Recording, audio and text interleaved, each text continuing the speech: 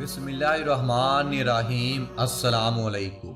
हर रोज़ वाक़यात के लिए चैनल को सब्सक्राइब कर लें।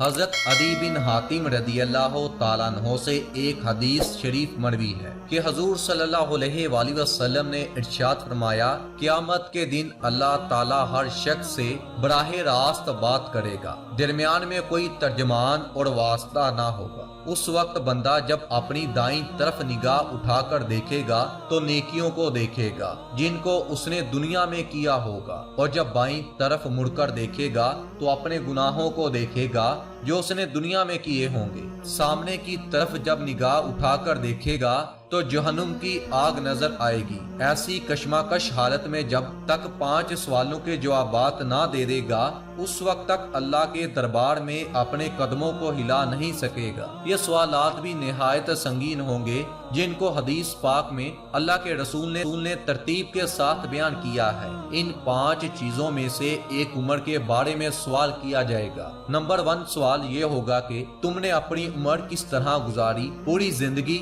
उम्र का कितना हिस्सा नेकियों में गुजारा है, कितना मैसियत में गुआया है। इसलिए कि इंसान की उम्र अल्लाह पाक की तरफ से इम्तिहान के वास्ते एक मतीन वक्त है। जैसा कि स्कूलों, कॉलेजों और यूनिवर्सिटियों में इम्तिहान को सवालात के बावजूद लिखने के लिए 3 से 4 घंटे का वक्त दिया जाता है। अगर इस वक्त को काम में लाकर तमाम सवालातों के जवाबात बेहतरीन अंदाज से लिख दिए गए तो उसको आला दर्जे की कामयाबी हासिल होगी। इसी तरह अल्लाह ताला ने हमको भी कुछ सवालात के जवाबात लिखने के लिए उम्र अजीज का वक्त दिया है। किसी को 50, किसी को 60, किसी को 70 या किसी को 100 साल। ये अल्लाह के यहाँ से किए गए हैं। सवालात के जवाबात की तैयारी के लिए वक्त दिया गया है। अल्लाह के रसूल सल्लल्लाहु अलैहि वसल्लम के जरिए से जितने भी अहकाम हमारे ऊपर लाजिम किए गए हैं, गोया कि वो सबके सब सवालात हैं, और उन तमाम अहकाम को अमली जामा पहनाना सवालात के जवाबात हैं। जिस तरह एक तालिबे इल्म इम्तिहान गाह में सवालात के जवाबात लिखने का एहतमाम करता है, वक्त जाया नहीं करता, इसी तरह तमाम इंसानों को अपनी उम्र में से कोई वक्त जाया नहीं करना चाहिए और एक एक घड़ी को कीमती समझकर खुदा के अहकाम पर अमल का एहतमाम करना चाहिए। अल्लाह ताला का सबसे पहला सवाल ये होगा कि अपनी उम्र अजीज को तुमने कहाँ गवाया। नंबर 2 दूसरा सवाल जवानी के मुतालिक होगा कि तुमने अपनी जवानी को कहाँ सर्फ किया है। जवानी से मुतालिक खास तौर पर इसलिए सवाल किया जाएगा कि इंसान जवानी की हालत में हर काम सही तरीके से कर सकता है, इसलिए कि जवानी तंदुरुस्ती और कुव्वत का जमाना होता है, और कुव्वत और तंदुरुस्ती दोनों इस दुनिया के अंदर ऐसी नेमतें हैं जिनका कोई बदल नहीं। बड़े बड़े अस्पतालों में जाकर देख लिया जाए तो अंदाजा होगा कि दुनिया में सबसे ज्यादा कीमती चीज तंदुरुस्ती ही नजर आएगी। आदमी सेहत और तंदुरुस्ती के लिए अपने हस्बे गुंजाइश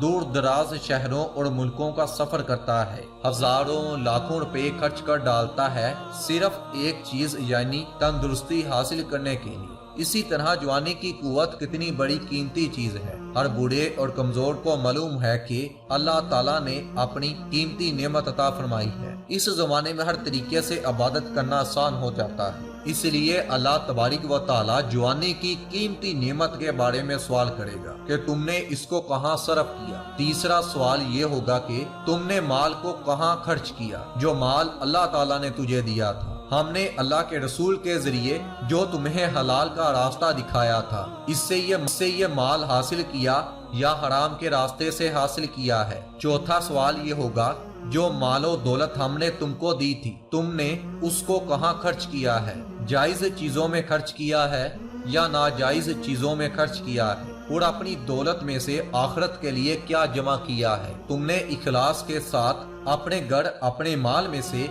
एक खजूर भी खर्च की है, हमने उसको बढ़ाकर पहाड़ के बराबर कर दिया है। और ये भी सवाल होगा कि तुमने इस माल को नाजायज चीजों में क्यों खर्च किया, फजूल खर्ची क्यों की। इस तरह हर अंदाज से सवाल होगा। पांचवा सवाल ये होगा कि हर मुसलमान पर इल्मे दीन का हासिल करना फर्ज है, लिहाजा हमने जो इल्म तुमको अता किया उसके मुताबिक तुमने कितना अमल किया था। तलबे इल्म को हासिल करना हर मर्द और औरत के लिए जरूरी है। इल्म सीखना फर्ज है।